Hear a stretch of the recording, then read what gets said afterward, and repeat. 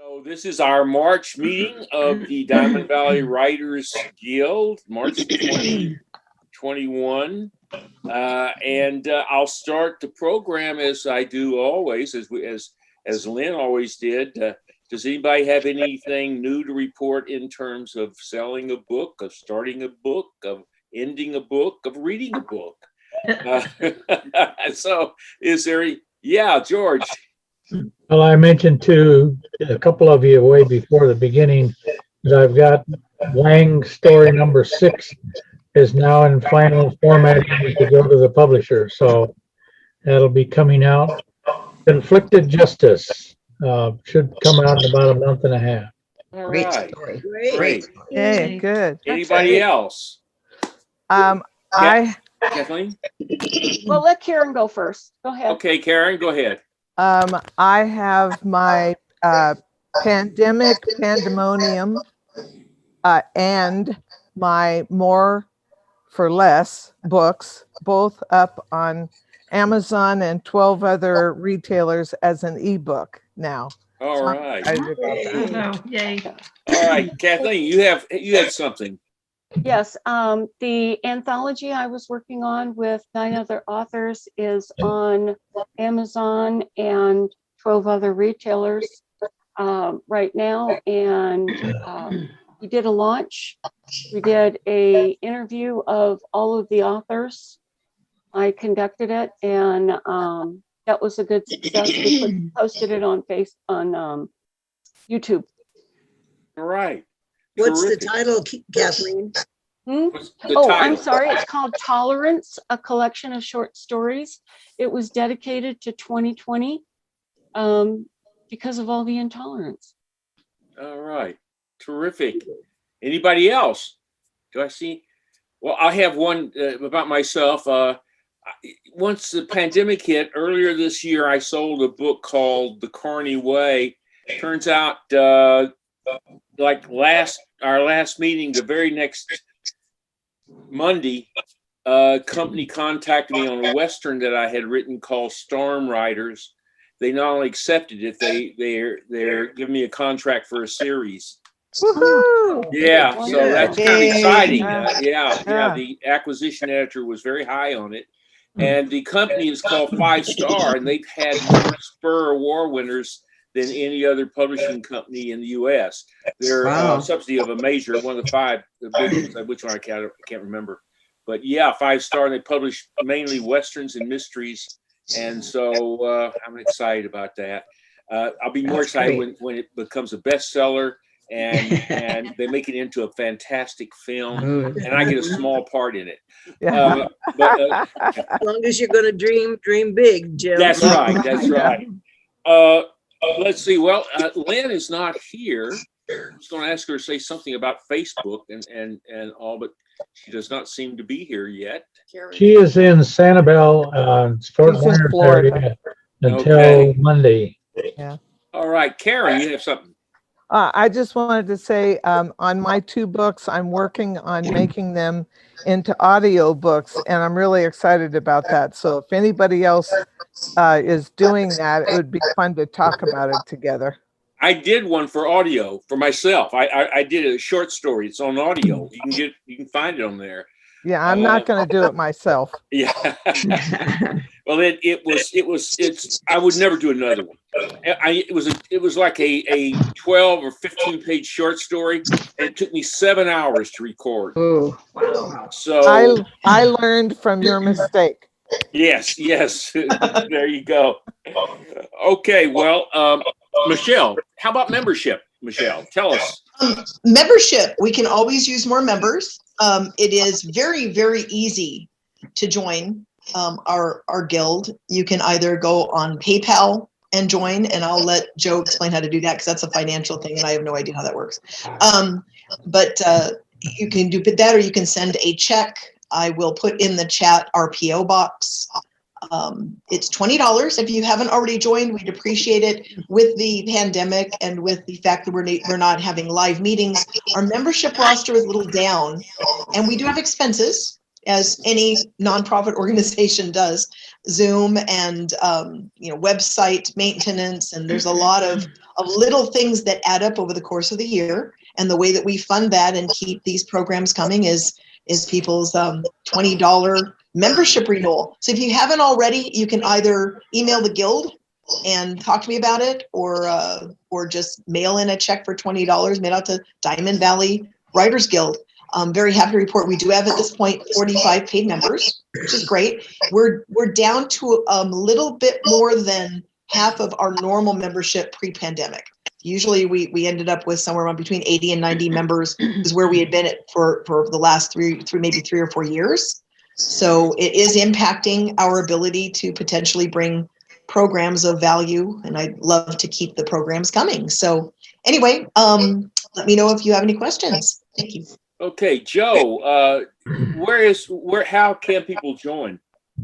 You can Google PayPal and follow the instructions on screen to Diamond Valley Writers Guild, and they make sure we get our money.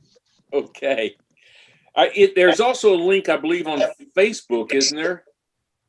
There may be. I don't know. I know that there's something on the website for sure. Or on the website, on the homepage. There's a link there also, I believe. Okay, next is our monthly writing tip from Sandy. And Sandy, it is. I did notice that Dennis just joined us, and I think he has some success to share with everybody. I think he does too. Oh, Dennis, yeah, tell us. Hello, everybody.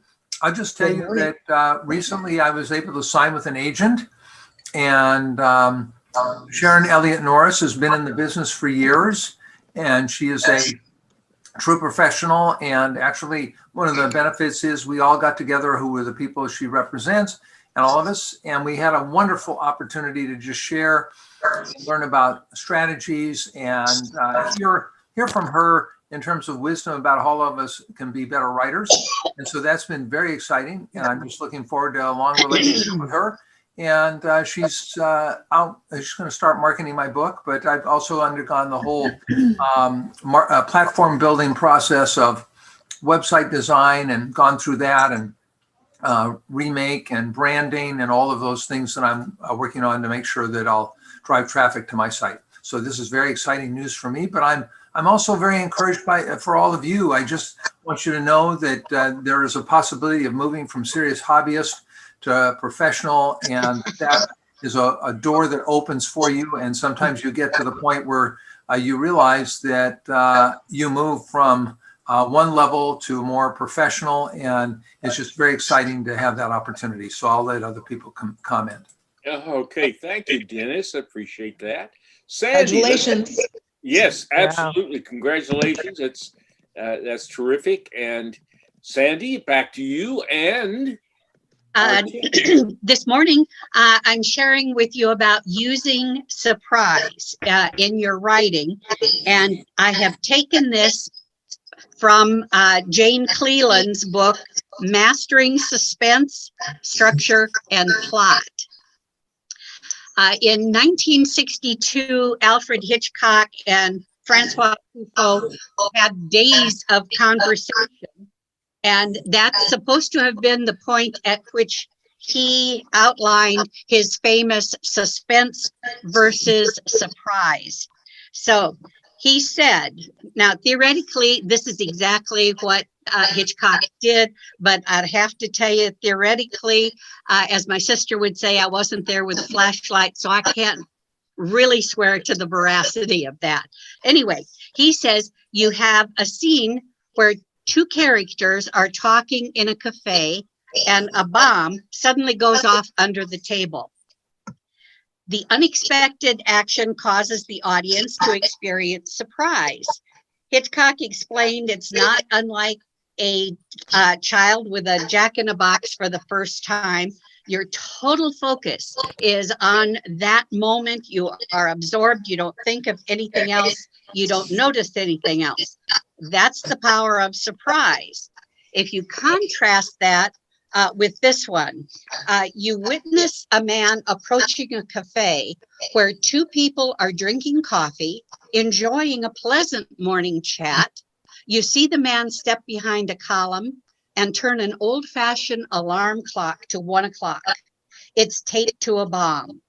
A clock mounted on a nearby wall informs you it's 12:45.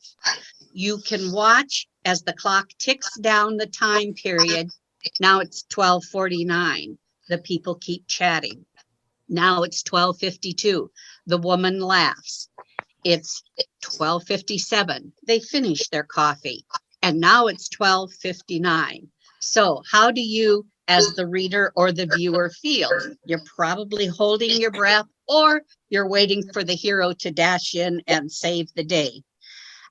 In this approach, you have the viewer or reader as unsuspecting for a full 15 minutes, whereas the immediate explosion brought you approximately 15 seconds of surprise. So Jane, I'm quoting Jane Cleland now, if suspense is so much more gripping than surprise, and if the effect is more lasting, why employ surprise at all? First, surprise can spark delight in a reader all on its own. And second, it is one of the most reliable ways to launch your readers into situations fraught with heightened tension, the cornerstone of suspense. So as we all know, surprises come in two forms. There are good ones, there are bad ones. But in each instance, the basis is they're unforeseen. But you can set up surprises, Cleland says, in your writing that are fitting and not merely plunked down for effect. They should be logical to the situation, and it'll help gain momentum and that sort of thing. So how do you do that? And she says, consider opposites. You want to avoid just out of nowhere situations. If you are writing a traditional mystery, for example, you cannot at the end reveal that it was an alien. That's not a surprise. That's just cheating, as she would say. So when writing about that surprise, you need to let the story do the talking and avoid false urgency words and phrases like out of nowhere and unexpectedly. So in order to have surprises, you want to integrate them carefully so you maintain control of your structure and your pacing and not use too many of them. So don't mistake a final startling denouement that includes a surprise for a contrived moment at the end where your readers go, huh? So that said, surprise endings, if done well, are ideal. A solution that readers don't see coming, but which revealed feels inevitable, is a true reader pleasure. She pointed out Gone Girl and The Girl on the Train as having structured very nice endings. And I think back to the short stories Guy de Maupassant used to write. I loved The Necklace and The Gift of the Magi and how those surprises were very, very pleasant. So in conclusion, it's possible not only for surprise and suspense to work in conjunction, but for the unexpected action to boost the overall effective suspense in your story. Okay, thank you, Sandy. I'd like to point out that my wife just pointed out to me that one of the great surprise endings is one of the very short story by Kate Chopin called Story of an Hour. Yes, which is that's one of my absolute favorite short stories. Great short story ending.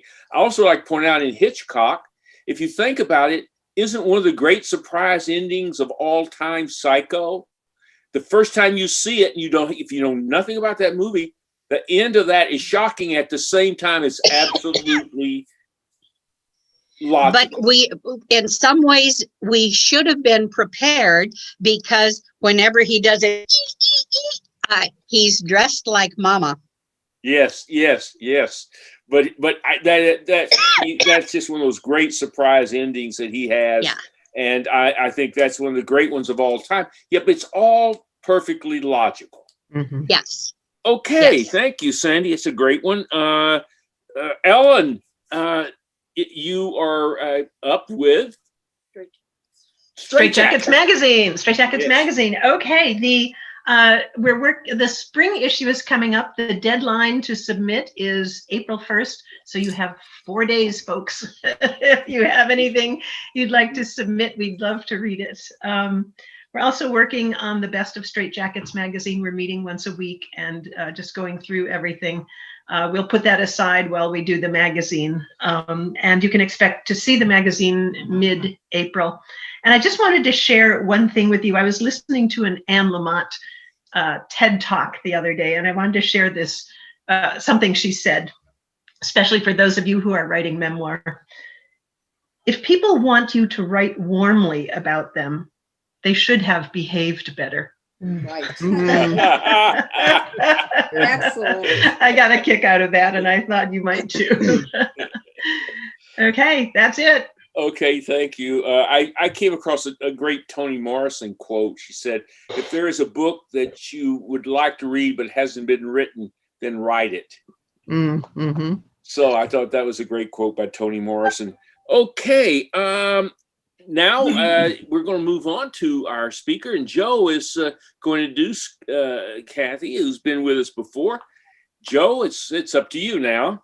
Well, I'm Real quick, delighted could that everyone could everyone mute who isn't speaking, because I will we're mute getting some all now, background. and I will Okay. unmute Joe and our speaker. Okay, Thank you. everybody is now muted, and let me find Joe on here. She's right down there. What? You just moved here, right there. Okay. And then Okay, Kathi- Joe, just unmute yourself. Did I mute myself? No, I'm on. Well, I'm delighted to Okay, be there. able to introduce a local author, excuse me, one who has a wealth of experience, 57 books to her credit, and those are just the ones that she's written on her own. She's also collaborated with other authors. She's an international author and award-winning, and is also a professional editor. So I think we have things to learn today. Kathi, please welcome Kathi Macias. All right. Thank you all so much. That's great. Yeah, it was actually a little more fun last year when we could all get together face to face, but hopefully Yes. that'll be again, hopefully soon. But at least we have this. This is great. It keeps us all in touch. So yeah, there's actually a couple of things I want to just talk about today and touch on. The first one is editing. Self-editing versus professional editing, how they go together, and when we know if we need it and that sort of thing. So the second thing will be more about research, particularly if you're doing something foreign or historical. Obviously, we're going to need some research somewhere we don't actually live in today. So there's things that we need to go find out about. And I've really learned some interesting things on that along the way. But first, we'll talk about the editing. All of us need to edit. That's just all there is to it. We all have to polish our work. What we put down first is not what we want to send to the publisher. The only time I've ever had someone tell me otherwise was when someone, and this happened more than once, will hand me something and say, God gave this to me. And I'm looking at it and thinking, I'm pretty sure God knows how to spell. So I'm having a problem with what I'm looking at. It's just, and that puts me in a position of, okay, if I want to challenge her work and say that she needs to change something, I'm obviously challenging God and saying he's wrong. And that's an extreme thing, but we all can get a little bit of egotistical about our work and just really feel like, oh, that's my favorite sentence. You can't change that. Or I can't possibly take this paragraph out. But as an editor once told me many years ago, and I'm very grateful for that advice, even if it's your favorite paragraph, your favorite sentence, your favorite word, whatever it may be. If it isn't moving your story forward, take it out. And that's surgery that hurts sometimes because we get real personal with the thing we're writing. It's a part of us, and we're laying it out there for the world to look at. And I think sometimes that's why it's difficult to let an editor look at something, because deep down, they're probably going to find some things that you don't want to hear. I remember the first writers conference I ever went to, beginning writers conference, many, many years ago. And we each were supposed to send in something for them to critique first, so it would be ready when we got there on the first day of the conference. And I went there thinking it's going to be so fun because I know they're just going to tell me how wonderful it is. And I'll probably have offers to have it published, and maybe an agent will even sign me like Sharon Elliott. I love her, by the way.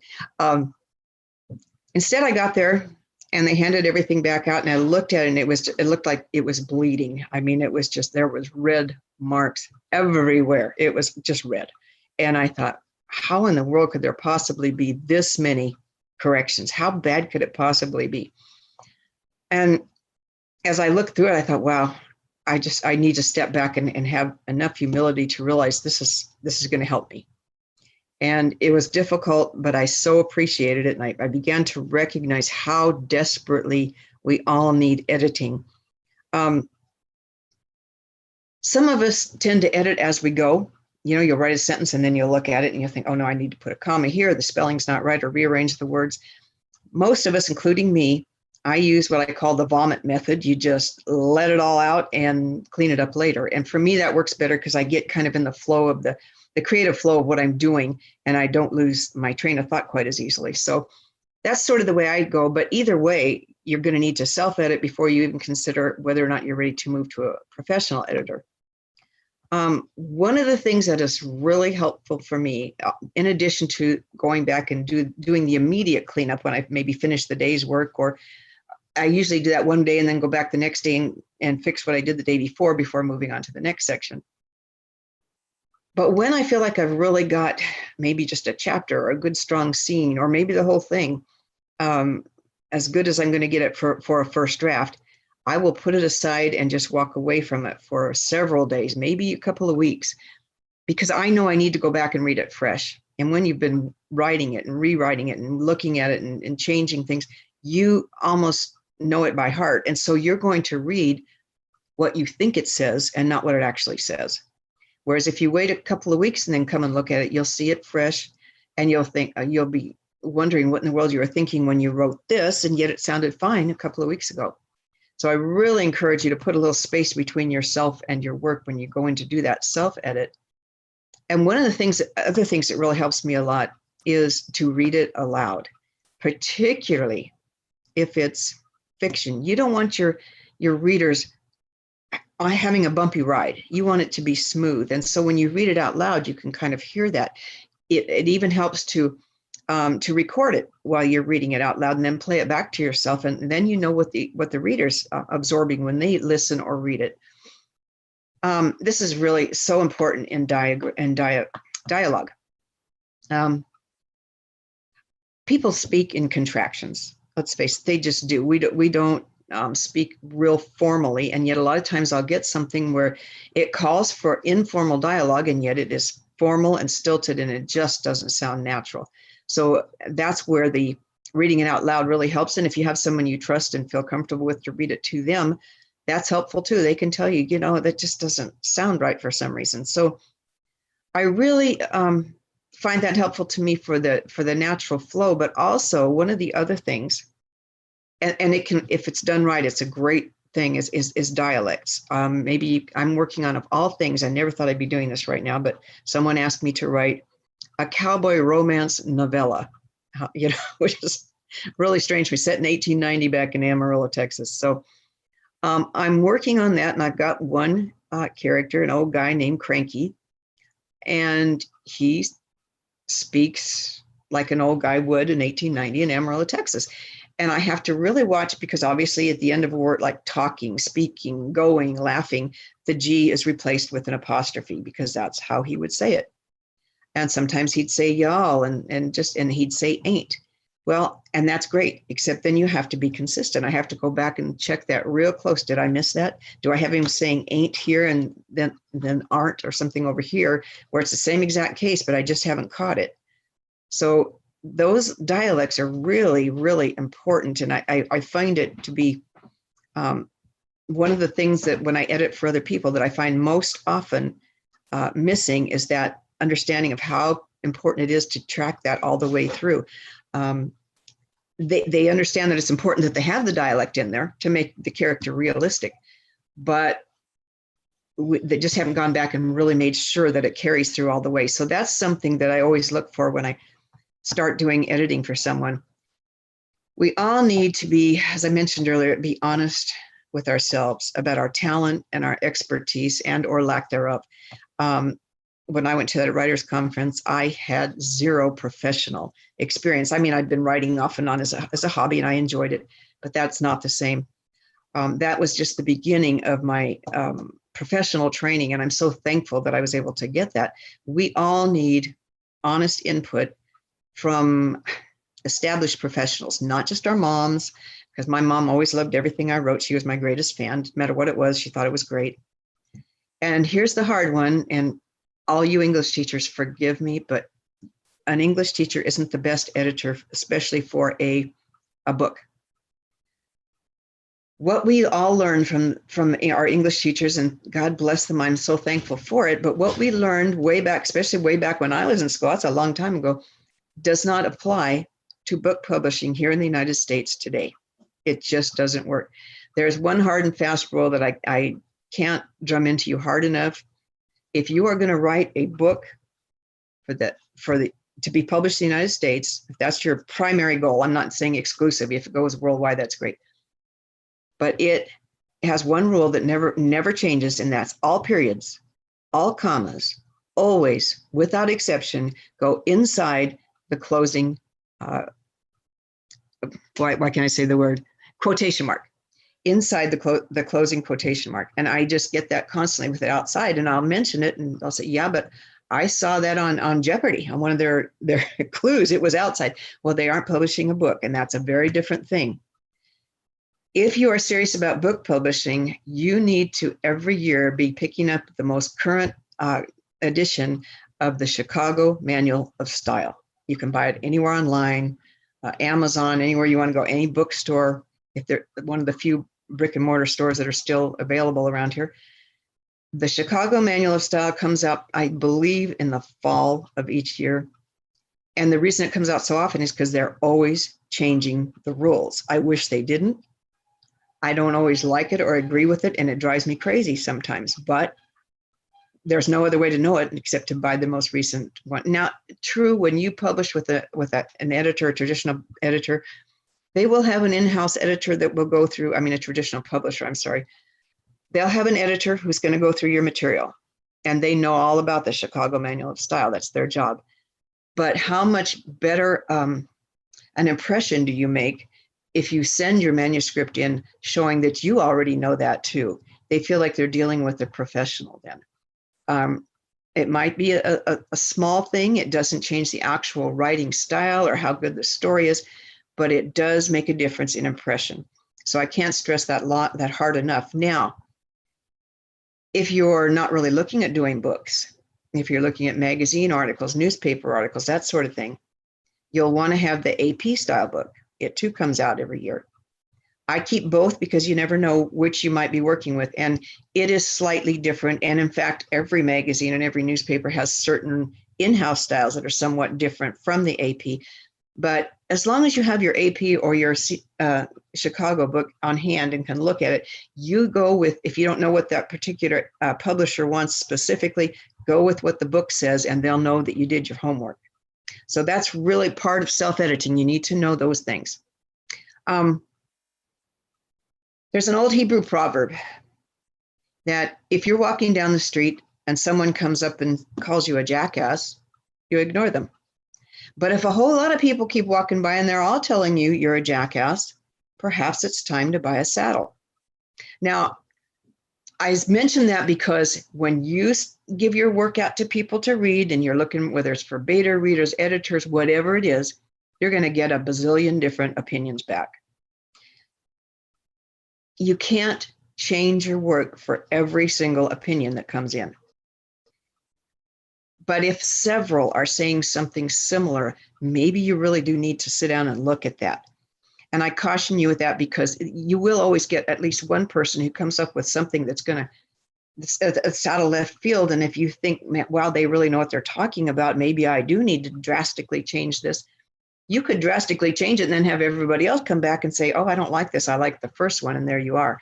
So look, I'm not saying discount one person's opinion, but really weigh it against other opinions. And that's why you want more than one of what other people are saying. Look for a trend, look for something similar that people are saying. Now, if you're at a place where you feel like I have done all the self-editing I can possibly do, and there does come a point where you have to stop. I mean, we can change our piece 1,000 times and it keeps us from having to actually submit it and risk getting rejected. So it's real easy to do that, get caught up. There does come a point where you have to say, I think I've done the best I can do on this. Now, do I need to actually get it to a professional editor before I send it for publication? And of course, let's face it, some of that's going to depend on what you can afford to spend. Some editors are extremely expensive. I have a heart for you guys, our little Diamond Valley group here, that I always give special discounts to members. I definitely charge more for other projects. And so I understand that can be a difficult thing for people, but you just have to kind of just look at it and decide whether or not you really feel you need that. What I often ask people to do if they're not sure, I'll say, okay, don't send me your whole manuscript. Send me a chapter or maybe a couple of chapters and I will actually do a few pages of free editing for you so that you can get a feel for what I'm how I work, what I do. And you may decide, you know what, I really don't think this is going to work for us, not a good fit. And you haven't lost money in the process. And I know a lot of editors who will do that, will do several pages for you just so you can get a feel for it. It's worth doing that just to find out. Now, you may look at it and go, wow, I love what this person is doing. And maybe I can work out a payment plan or do something to get them to help me fix this and polish it until it's done all the way. So it's just kind of a personal decision you'll have to make when you get to that point. I hope that the people that there's some of you out there that we have worked together, and I hope that you feel like it was well worth it. I know that I enjoyed it so much reading stories and getting to know all of you that I work with on a more personal basis and some of your family and the type of stories that you tell. I have one thing I'm going to say here, and those people I just was bragging about loving to get to know are going to throw shoes at me, but that's the advantage of Zoom instead of being in person. I really can't encourage you enough to learn how to use track changes. Okay, I don't hear any screaming. I'm glad that we've got mute on because I know there's a couple of you that just wanted to pull your hair out when we, and it's my mistake to just start using track changes and assuming the writer knows what that is. Once you learn it, it's the easiest possible way to edit yourself and have other people edit, and you can have several people doing something on one manuscript without it being a horrible mess because each person that works on it is going to have a different color of changes down there. And when you send your manuscript to, especially if it's a traditional publisher, your editor is going to send it back with track changes, and you need to know what to do with it. You don't need to know how to accept each individual change or reject it, and what to do about the little comments on the side. It's kind of a pain, and when you don't know it, I apologize for people who had to learn it as we went. But if you practice it when you're not in a hurry, you're not on deadline, and use something that you don't care if you accidentally delete a paragraph that you wish you hadn't, but practice on it. Go onto your computer and just spend the time getting to just look up track changes and follow it through on a manuscript. And by the time you spend a couple hours with it, you'll think, why did I never, ever do this before? I just see Karen's comment. Kathi has edited 3 books for me and she is wonderful. And yes, I need to learn more about track changes. And George has probably left the room by now. He's probably so disgusted with me. I know that's not true. But we had our little episodes with track changes, and that's why I brought it up, so that we will now discuss it before we do an edit. Yes, we are. Before we start on a project, I'll say, do you know track changes? Do you want to learn track changes? If you don't, I'll use the old-fashioned form. I'll highlight things and I'll put little comments in there. But it's to your advantage to really use that. I can't stress that strongly enough. Okay, before we move on to research, if there's questions, I'm going to take them all at the end on both topics. I hope that's okay. I want to talk a little bit about the need for research as well. Obviously, nothing beats doing on-site research. It's when you first start writing, it's why we're always told, write what you know, and it is the best way to learn.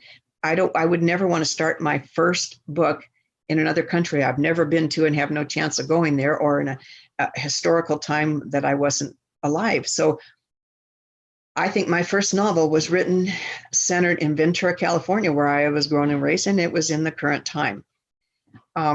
But that's changed since then. I've learned to do books in foreign settings at different time periods. So again, nothing beats on-site research, but sometimes you just can't do that. It's just not possible. And even if you can, it's really not enough. You need to do more research besides. Now, in the old days, when I first started writing, if I signed a contract to do a book set in, well, like my cowboy novella that I'm working on, 1890 in the Panhandle of Texas. Okay. That meant library days. I packed a lunch and I went to the library and I spent the whole day there. And it was actually kind of fun. I do miss that to a degree, but I have to admit that is a thing of the past. Now I go online. I do my research online. I do as much as I possibly can of that research online, so I get a good feel for where I'm going to go with the thing. And of course, there'll be instances as I move through the project that I'll have to look up a certain item again. But once I have the basics down from my internet research, my next step is to find a human being who will work with me. Now, I realize I'm not going to find anybody who was around in 1890, but I may have someone who's an expert about the Panhandle at that time. If it's a book, for instance, I wrote a book called No Greater Love. Some of you have read that. It was set in South Africa in 1989, just prior to the fall of apartheid and the release of Nelson Mandela from prison. I had always been fascinated with that when it was going on, horrified in some ways. And I kept a lot of newspaper clippings. I had all sorts of research. And I foolishly thought I knew enough about it that I could go in and just start writing.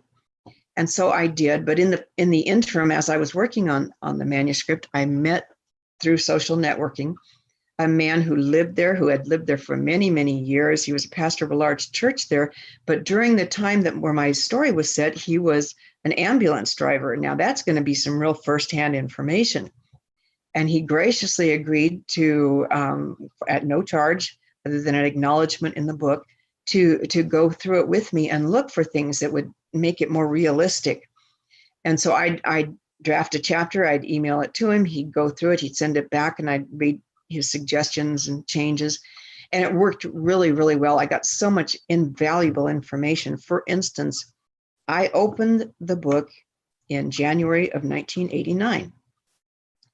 What I did not know as I'm working through this entire chapter at this time period was that in South Africa, they have a particular beetle called the Sonbisi beetle that, for whatever reason, it's always been this way and everybody over there knows it, begins to kind of sing or hum the 1st of January.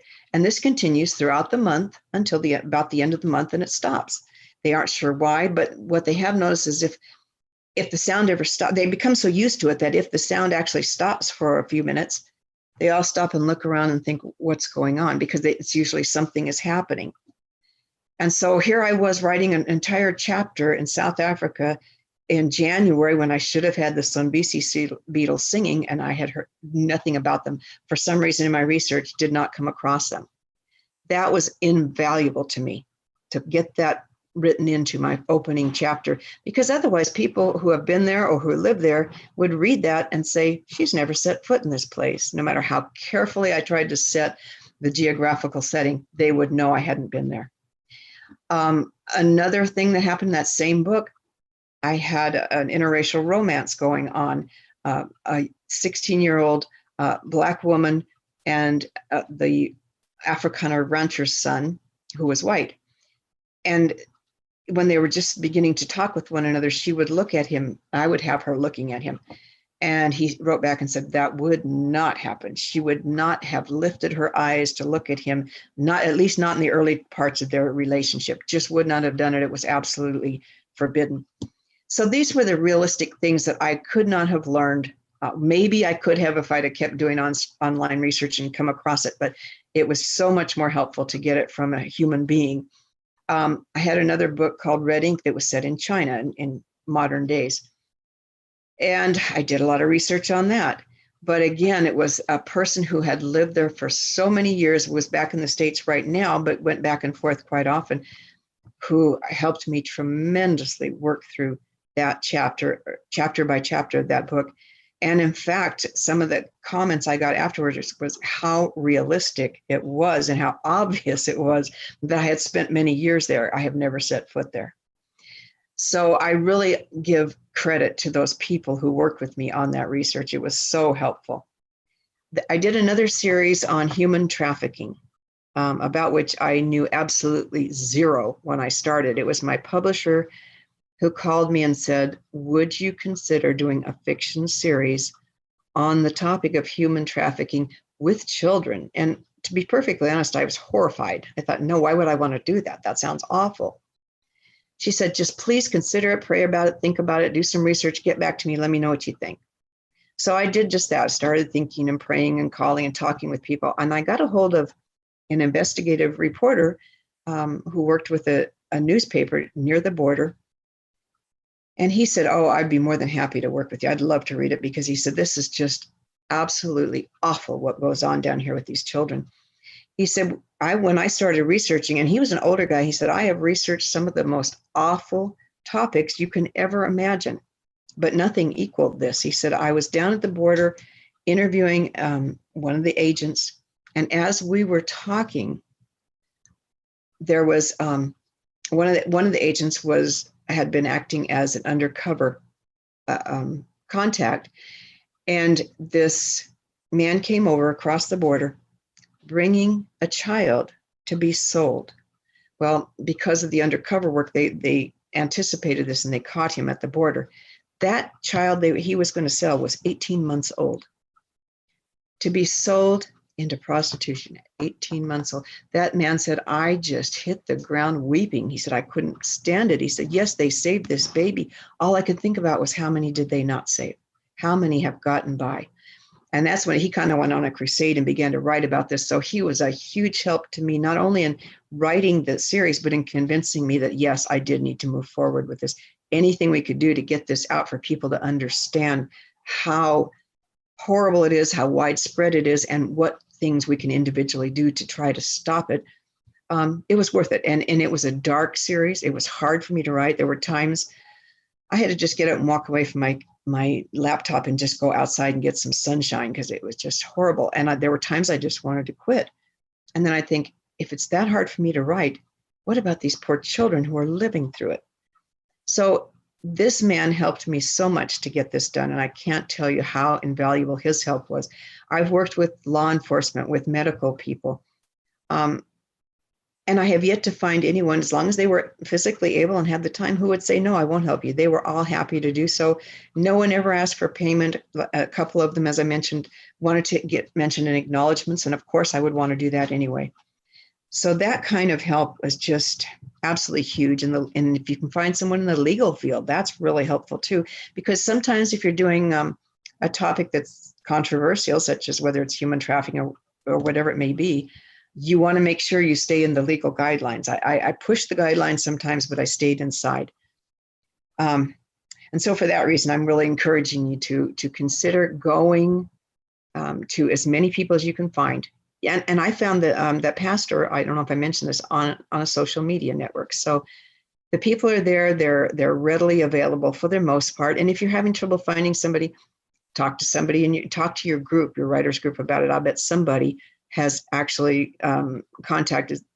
There must be at least one or two people who know someone who can help you in that particular area. So, and that is all I put together because I wanted to leave time to chat. I assume everybody can turn their mute button off and ask questions. Is that okay, Jolene? That's fine. Okay. Does You've got the chat thing. There's about 8 people there. no? That's Okay. That's great, Kathy. Thank you. One of the things small things that it helps me edit is using the search and find. I have a terrible time with certain words that Mhm. that creep in and repeat themselves ad nauseum. Yes. And it's embarrassing to see that I have 1,100 that's. Yes, yes. And just is another one. We use just for everything. And I do the same thing. And I'm looking, I wrote it 7 times on this one page, for heaven's sakes. You know, what was I thinking? Yes. So you're right. Search and find thing is invaluable. And you touched on it a little bit, but how did you find most of your sources for information? Okay, yeah, the one I said was social networking. The person who had been in China for many years, I met at our church, and others were people who I would ask around to other writers, editors, publishers, or if I knew someone in law enforcement, they would help me find somebody that could help me with that. In the medical field, you know, my daughter-in-law is a nurse, and so she was able to help me find people who would work with me in that. So take advantage of the contacts you already have. Somebody will know somebody who can meet that need that you have for research. So that's the 7 steps of connection. Yes. Thank you. Yes. Okay, I'd like to say something about very briefly in defense of English teachers, since I was one for 42 years. Mhm. Actually, but I think you hit on an interesting point about English teachers. English teachers are not professional writers, and they're teaching something other than professional writing. Exactly. And as a result, most English teachers are not very good at writing fiction. They just aren't. And even that said, not very many will, at least on the high school and community college level, are really even doing article writing or anything of that sort. That they do tend to be, it seems to me, teaching something different than professional writing, which is fine because they have a certain thing to teach. I mean, as a writer, it took me a long time. I mean, I was in my 40s before I sold my first article. And and I had to learn to write differently. Yes. But you know what? Interestingly enough, it taught me to teach differently. Yeah, that's true. And so Can I add something? Yeah. We taught at the same high school. Oh, neat. And I had kids that would say, we had a drama teacher and a speech teacher who loved, expressive stuff, but was not real good at sitting down and really helping kids understand how to write better. Yeah. And I had kids say to me, I wish I'd had your husband, because he would take them individually and sit with them and correct stuff. Because I remember when I was in school, I just get a paper that was bleeding and had no idea. Okay, so now what do I do about this? Yeah. But he would sit with each kid in class. Oh, that's wonderful. Really show them what was wrong and what they needed to do. So I don't think there's a lot of English teachers that are doing that. I also believe I taught them professional rules of writing, like avoiding passives and things of that sort. Right. So that I approached it a little different. That's what I'm saying. Becoming a professional writer made me teach differently. I also want to say something you hit on too that I think is important about rules for writing. Every publishing house, it seems, has its own set of rules. Yes, they do. And you need to really know, and I think you hit on this, and I reinforce it because I sold a Western to an English publisher, and they came out with, I got like 5 pages of how to do my manuscript. Oh, wow. Including not using ing words to start sentences. Oh, to limit those to very, very few. So I'm just saying that you hit on part that I found really important, and and I found out that firsthand, and I think that's a good point that you made there. Good. Yes, and you're right. Each publisher has their own in-house style. So that's all you can do is go with the Chicago Manual style or the AP style if you don't know that particular publisher. And at least they'll know that you did your homework, and then it's a lot easier to transition because their style won't be that much different from the books. Okay, if anybody has a question, please do the little hand thing so I can see your hand, because I can't see everybody on screen right now. So does anybody have another question or point that you'd like to make? Yes, Ellen. You just need to unmute. I just unmuted myself. Okay, there you go. Thank you. This has been wonderful. And as editor of one of the editors of Straight Jackets magazine, first of all, I wanted to say that there are a couple of tools that are really helpful for writers. Pro Writing Aid and Grammarly are a couple of tools you can use, and they can grab some of the obvious errors. And as editor of Straight Jackets magazine, we would hope that our writers would use these tools. Even though we do edit, we like to get a clean manuscript and as professional as possible. So I would recommend either one of those. And do you have anything to say about those, Kathi? They're wonderful. Yeah. I mean, I honestly, the first few years I was writing, as soon as they were available, put it that way, I started using them, and I don't always, but they still are very helpful. Any of the helps that you can take advantage of, even if I don't care how long you've been writing, there's always something you can absorb from them, and there's some help that it will give you. So yeah, those are, and I've heard people that are new writers telling me, I love those programs. So. Thank you. Yeah. Yeah, I would like to say that I feel the same way. There's quite a few programs. I happen to use Pro Writing Aid, which I find a great additional editor, along with the Read and Critique group. That I'm fortunate that our Read and Critique group is very good. A lot of published authors in it, and that's good. They're very good. I would like to say about Read and Critique groups, they can be very, very good. They can also be very, very bad if you don't have people who know what they're doing.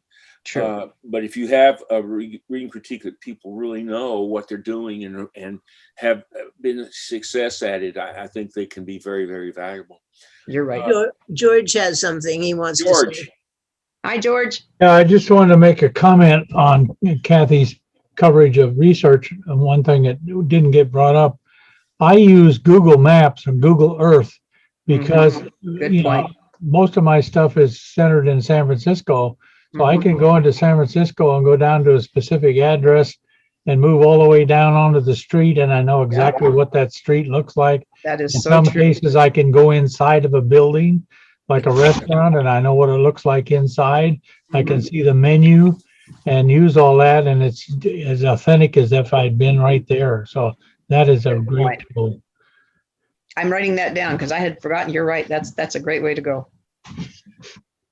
Okay. Anybody else have another question or point that you'd like to make? Come on, give me something. Kara, unmute yourself, Kara. Kara, I didn't see her. She's down below. Okay, There you I are. was wondering, and this is kind of for everyone, but for Kathi, since if you've published over 50 books, how do you make a schedule for that, for the time that it takes how do you make a writing schedule? Because I struggle because my days are full. Yeah.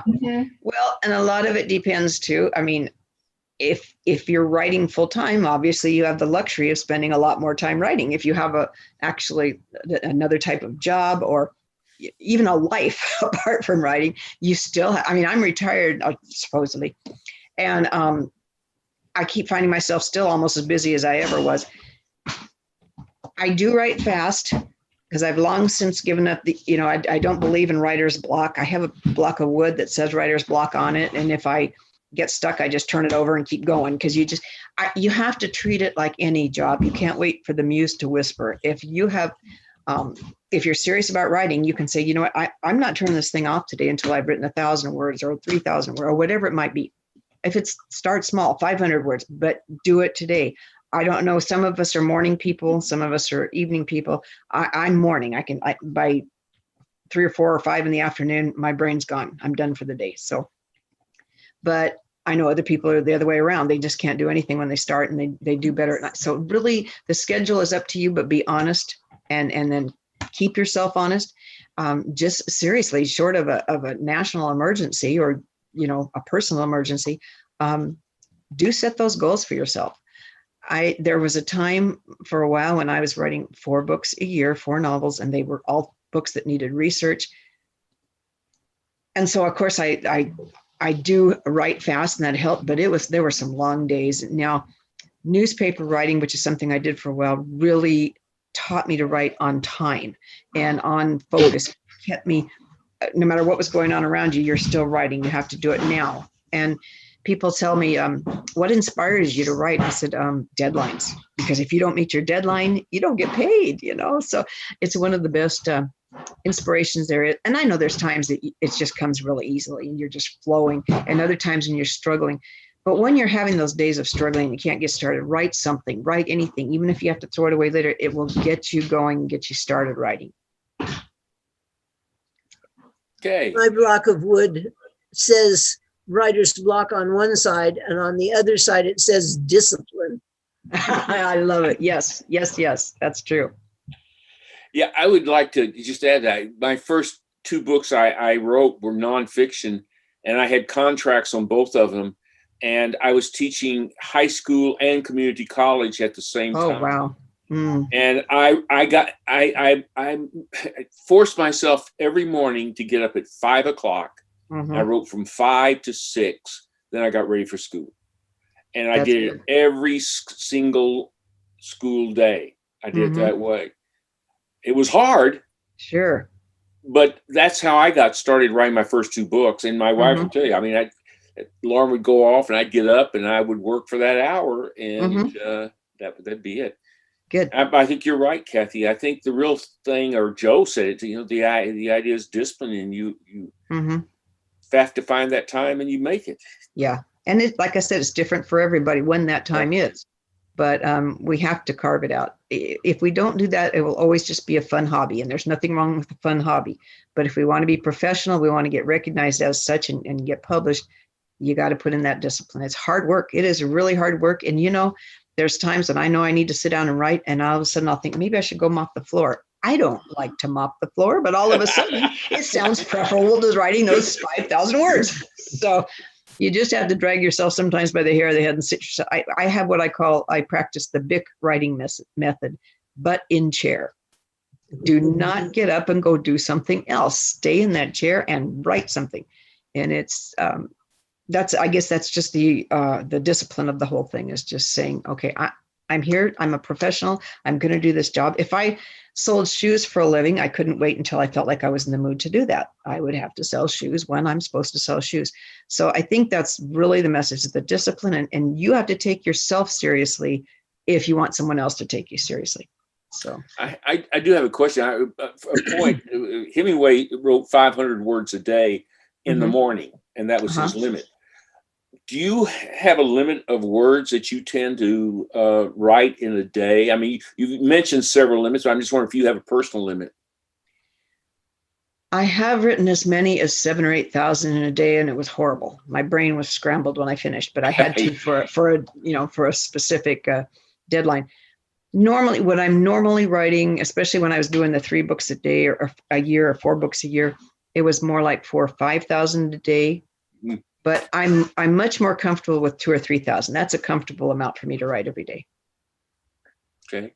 Dennis had a question. Yes. Dennis? My question is twofold. One is Grammarly, and do you use both of them, Grammarly and ProWriting? And the other question is, do you have a checklist in your mind, or did you have a checklist that you created at one point to be able to edit your work to kind of help you stay focused on things? And talk about that if you would. Like I said, I have used those programs. I don't use them all the time, but yes, I have used them. And I think they're really great ones. Do I have a checklist? Okay, I have a confession to make. I'm one of those fly by the seat of my pants writers.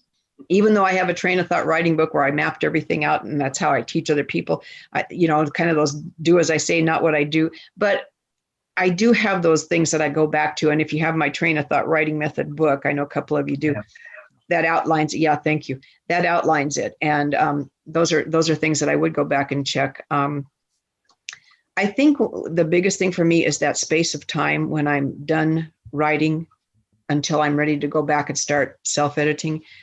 I'll jot things down as I'm going. Oh yeah, I got to check on this or I do whatever, because I'm going back with it fresh. And that's really pretty much the only checklist I have.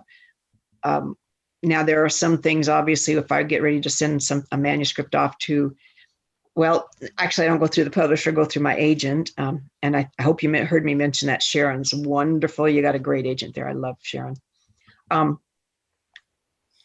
Even to an agent, they're going to want a certain thing. If they ask for a proposal, I have to know what that proposal, I know what a proposal is. I know that that's going to entail the part I hate, the information about me and what I plan to do to market the books. It used to be years ago, it was just all about what the book was about. Now they want at least a 30-year proposal needs to be, how are you going to market the book? And why do you see that this is important? What are similar books done in the market? And why is yours different than similar books? And why are you qualified to write about this when, rather than someone else doing it? That's the part I hate. I love writing everything else. Writing the story is simple for me. It's doing that part that I really struggle with, and I have to force myself to do it. But I know that's mandatory now. If you do a proposal, that's what they want. So that's really, I have to say, I am a fly by the seat of my pants writer, because when someone wants me to do particularly with a novel, I've had a couple of publishers say, can you, they're willing to give me a contract based on 2 or 3 sample chapters and a detailed synopsis, but one publisher actually wanted a chapter by chapter summary. And I said, I know where I'm starting with this book and I know where I'm ending up, but honestly, I'm surprised by everything that happens in between. I don't always know. I just, I wish but my characters tend to surprise me. Things happen. And so that I just almost gave up a contract over that. That's how, and finally they agreed to kind of work with me on that, and I didn't have to actually do it. But that's, if I were that kind of a detailed writer, and this is a generalization, and I don't mean to be politically incorrect, but men are much better at doing that. For the most part, men follow a plot. They've got all this figured out in their brains, and they will most of the time invent characters to make their plot happen. For the most part, women go the other way. We everything is about our characters. It's all about them and how they change and what happens to them, what they feel. And so the things that happen because of who our characters are. And again, that's a generalization, but that usually tends to be the case. Hey, Dan, you have a question. Hello, Dan. How are you today? Dan, where are you at, Dan? There we go. So many moving parts. I'll lower Yes. my hand too. I'm great. I hope everybody else is too. I have 2 questions. One is, you mentioned that I assume it's a software, the change tracking. Is that something that runs on a computer? Is it in the cloud? Are you talking about the train of thought writing method, or? No, you were talking about editing, and there's something, I guess, it tracks your changes. Oh, track changes. Yes. Yeah. Yes. It's in that your software, I take it. You've got it. If you're writing doing Word documents, you've got it. It's in there. You just I can't remember what the headline is. I should have looked at what it says up top. It is something like references or changing or whatever. You click on that, and then you'll find a place that says track changes where you can turn them on or off. If you turn them on, then every time you make a change, it highlights it at a certain color. And if you want to write it, type out a comment to someone, like when you're editing, it'll put it out in the side here. And then when the author gets it back, they may agree or not agree with the change you've made, so they can hit accept or reject the change. And then that will erase what you put in there. So you end up with a clean manuscript when you're done, but it's a little intimidating if you're not, not used to doing it that way. But then, as I said, if you're going through a traditional publisher, you may have two editors looking at it. You may have a proofreader over here, and they're all working on this. And so they each have a different color for their input. So you kind of know where it came from. Okay. So you have to be using Microsoft Word. I happen to As far use, as I know. yeah, I happen to be on Linux and I use Scrivener anyway. Do you work with anybody that uses Scrivener? Because it does something like I haven't. Does anybody else have it? I've not worked with that. No. Okay. Now I do, for the critique group, I do export as a Word document, but I'm not sure that all the features are there when I do that. So that's something that we'd have to try. Right. The other thing is, I would like to work with you. Are you going to post your contact information, or is something I should jot down now? Yes, don't let me forget. I will give that to all of you. Sure. Whenever you want me to. Okay. Okay. Before we finish. Yes. Ellen, you have a question. I do. So this may seem overly simple. Oh, and let me just go back to track changes. I looked it up while you were talking, Kathy. Good. Under the review tab, so you go to Word, Review. under the review tab, click on track changes, and then change simple markup to all markup. Very good. Thank you. That's it. So this may seem like a very simple question, but if it doesn't move your story forward, take it out. Can you say more about that? Because I'm thinking about like location description, character description. So what stays in, what goes out? And that can actually move story forward too. You have to have so much, you have to have some description of your setting and the characters. But it can become tedious. Sometimes people try to work too much in, especially in the beginning. And, years ago, you could, authors could do that. You pick up a book by one of the classic authors, and you may have 4 or 5 pages of setting a scene descriptiveness before anything even happens. Well, that would not fly today. Those poor people, as wonderful as they would never get a contract. We live in a society where people have very short attention spans. You got to throw them into the action and let the other stuff unfold as you go. We just don't have the luxury of several pages of descriptiveness anymore. It's just, you may say just enough to put them in the right, let the reader know where you are. Maybe you're on an island, or maybe you're in a certain town or something. But beyond that, you just work it in as you go. That way, it's moving it forward. If the reader is stalled and reading all this stuff, even if the reader's interested in it, most of them aren't, your story's not moving forward. So just make sure the pace keeps going. I don't mean you have to be so fast that you lose readers or you leave them breathless, but we have to keep in mind that we're competing with people who watch things on they're streaming everything on their TVs and they've got it on their phones, and things are happening at a really fast pace. And we want to keep new readers, people that are, most of us that are on here today, we're not we're not young people, and we probably don't even qualify for middle age anymore. I know I don't. And we love to read. I love to hold a book, although I read on Kindle too. But my kids less and less, and my grandkids look at me like I'm a dinosaur if I even suggest it. And we have to keep them. We have to adapt to our readership, that we can't ask them to adapt to us. And so they want to read at a fast pace, keep them moving. Okay. I ran into that situation with my book number 3, Heroin, Lobsters, and Pandas with Wang. And Marge Charlier started to read the book, and she quit after chapter 3 because it was chapter 4 before my main character actually showed up. And so I've been challenged to go back and rewrite it and move everything all around, whether I want to do it or not. So you got to watch that. Yep. Very good point. Yeah. Sandy, you're next. You're muted too. Ta-da! And There you we are. could be middle age if life expectancy is 150, 160. There you go. Does There that you work? go. Okay. That works for me. I was curious about the differences between developmental editors, copy editors, proofreaders, and so on. Could Good you point. speak to that a little bit, please? Sure, I've done some of each, but the developmental editor you want relatively early on if you can. If not, it's just probably going to require a lot of rework and what George is talking about, rearranging things.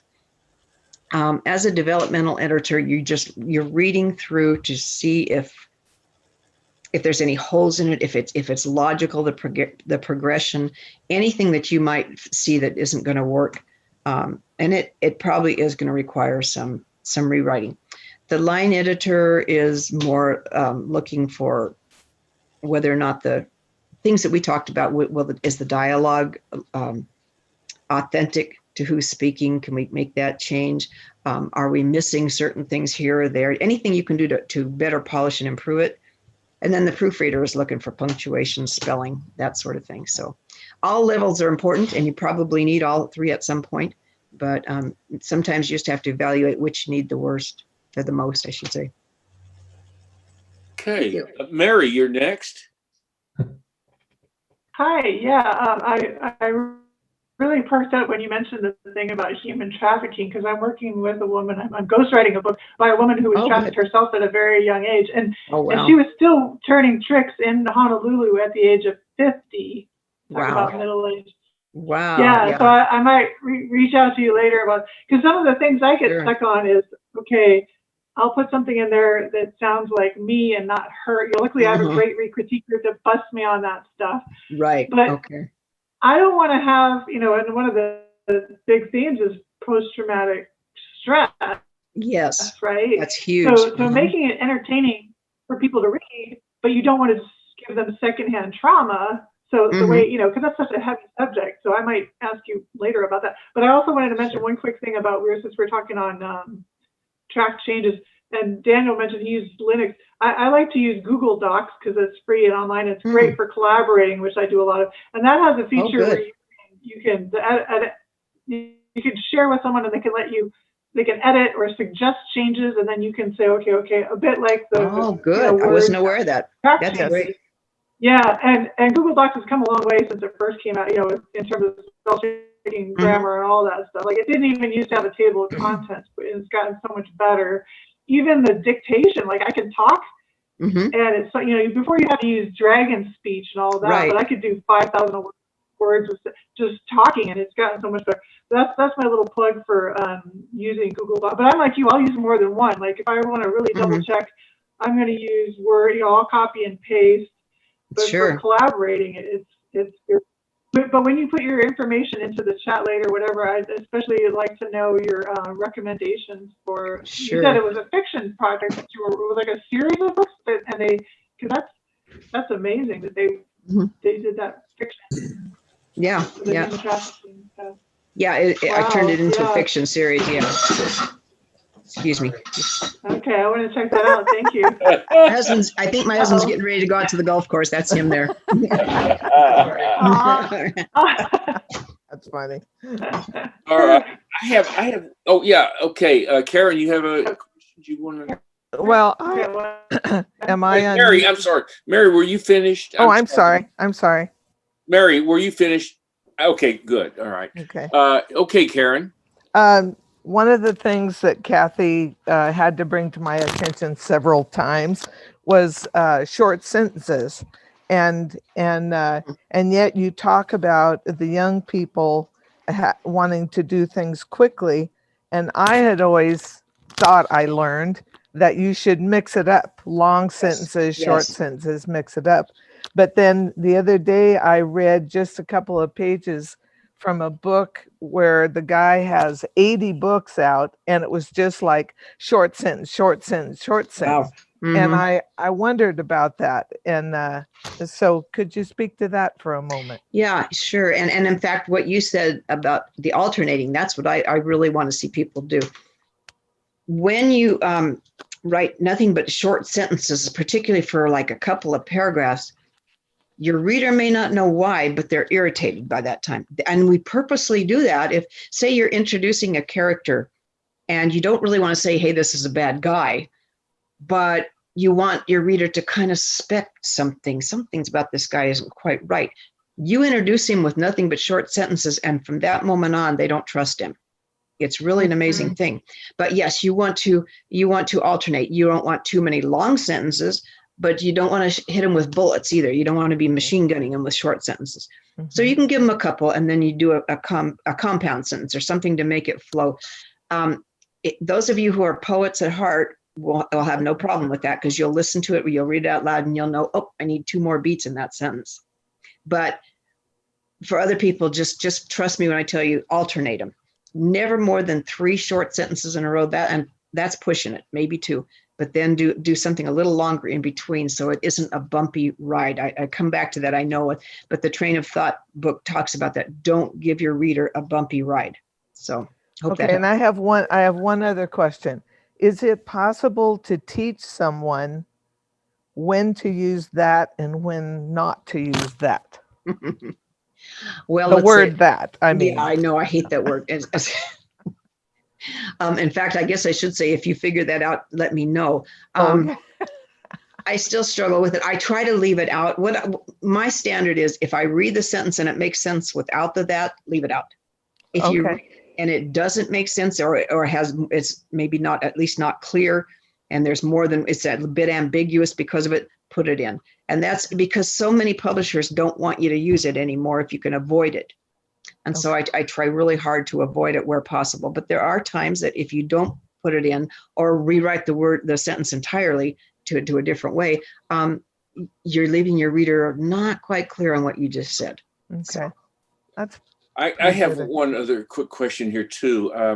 Yeah, you're talking about editing later, and I always, when I was teaching, and I believe it now as a writer too, that there is no art in writing. The art lies in the rewrite, in the second, not even the second draft, maybe the third or fourth.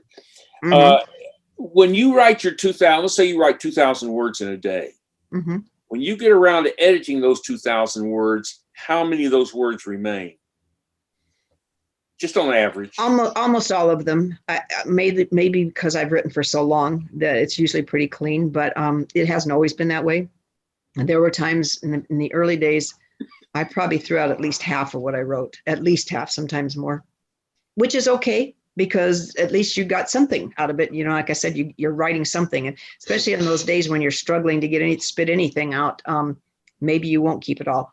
But one thing I've found too, and I don't know if this is helpful to some people or not to others, but if I'm doing a scene or a chapter, I prefer not to stop at the end of the day at the very end of that chapter, because now I've got to come up with a whole new thought to start the next day. I'll stop somewhere in between, and I'll put just enough notes to myself to know where I want that scene to finish. But it's easier to jump back in there. I reread what I have in that chapter so far, and it just automatically picks up. I just finished writing it. So that helps a lot.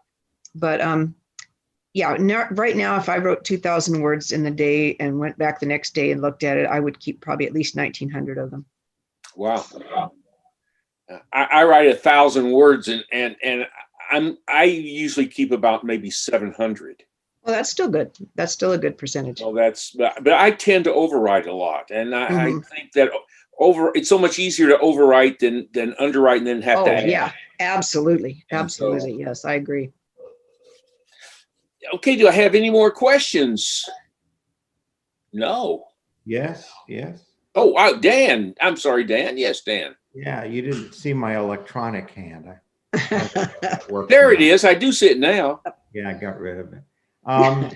Anyway, I wanted to give George a little bit of hope, because I think that one of my favorite stories and movies is Psycho, which was mentioned earlier, and the protagonist does not appear in there, I think, until about the 20-minute mark. I never really timed it, but she doesn't really show up until well into the story. The one you think is going to be the protagonist gets killed off. Good point.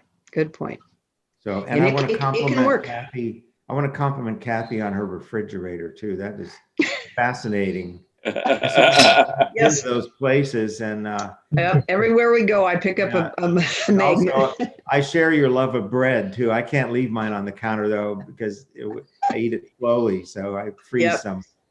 Yeah, I'm going to do some freezing today. We had company yesterday, and they left it all here, so it's going in the freezer. Thanks for that glimpse into your life there. It was interesting. Yes, you're welcome. In fact, I had so many refrigerator magnets, I had to buy a second refrigerator. It's out on the back porch, and it's covered too. So Kara had her hand up. I know it's getting late, but I really want to ask this one question. Mhm. So my style of writing is all summary. I barely use any dialogue.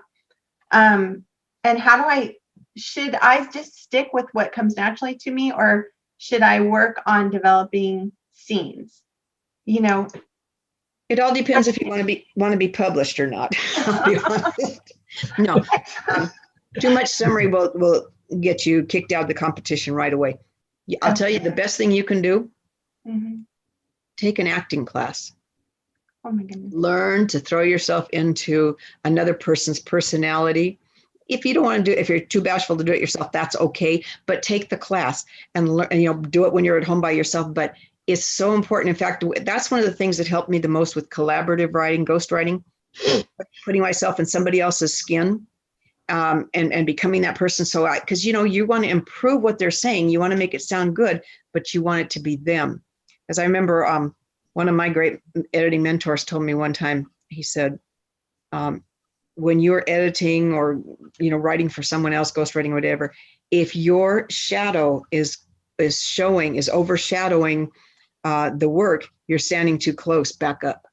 And that really helped me, because I have to keep remembering, when I'm working for somebody else, this isn't my manuscript. Even when I'm editing, I can give you all these different suggestions, but you have every right to say, I don't agree with that. It's my manuscript. And just like you have the right to say, oh, Kara, that you can just say, I like writing summaries and I don't want to do the other. And so I'm just going to write summary. And you have every right to do that. But as I said, unfortunately, the publishers, they want action. They want dialogue. They want people to live and breathe on the pages. The summaries alone won't do it. The summaries are fine in between, intermittent, but you can't do it completely. So hope that helps. I had that happen with Wang. I've had people that read my books and say, is this a real character? Is this a real guy? You know him so well. And yes. Yeah, he originally did come from a real person that became him, but he talks to me all the time. And so I know him very, very well. Yes. They become almost your best friends sometimes, or your worst enemies. Okay. Do I have any more questions? Dan, your hand is still up. Do you? Okay, then I'm going to take your hand down. That's it. Your hand is down, lowered. No more. I'll ask a question. I just wonder, I'm getting to know Sharon, and I've known her since 2008, years back, but do you have any suggestions for working with an agent generally that would apply to all of us? Oh, let's see. I've worked with several agents over the decades. It's important to find one that you track with. You don't have to agree with them on everything, but for instance, obviously, if I'm writing fiction that has nothing to do with politics, I don't have to agree politically with my agent. But if it happens to overshadow where we're looking to send the manuscripts or how they're written, it could be a problem. That's just one example of many. But now, knowing Sharon like I do, I don't think you'll have any problem there. But it's just easier for me to work with somebody that I agree with, at least on the basics of life. And I've only had one or two where that didn't happen. And it took me a while to figure out that's what the problem was. And, great guy, good agent. But we weren't two people who would sit down and have lunch together if we weren't an agent-client relationship. So for me, that's the best thing, is to make sure somebody that you feel comfortable being around and for the most part, agree with on your outlook on life. Thank you. Okay. Anybody else? Well, at this spot, hearing none, I would like to thank Kathi. Kathi, it was a great presentation. Really enjoyed it. You gave us a lot of great information, and Good. You were wonderful as usual. So really appreciate that. We're going to end the meeting. I will say our next meeting, which is in April. Right now, I have scheduled Daniel Martin, who is a publisher, East Coast publisher of a series of a company called City Limits Books. He was with a major publisher, got laid off during the pandemic, started his own publishing business. He's got quite a few titles. He has a good, interesting staff. I've met some of them, and he's going to talk to us about publishing in the digital age, and both traditional, non-traditional, and how he got started and what's happened. He's the publisher that's going to be publishing my book, The Carney Way, which will be out in August. So, what's his name again? What's that? What's his name again? Daniel Martin, and you'll see him. Like I said, he'll be our speaker for next time.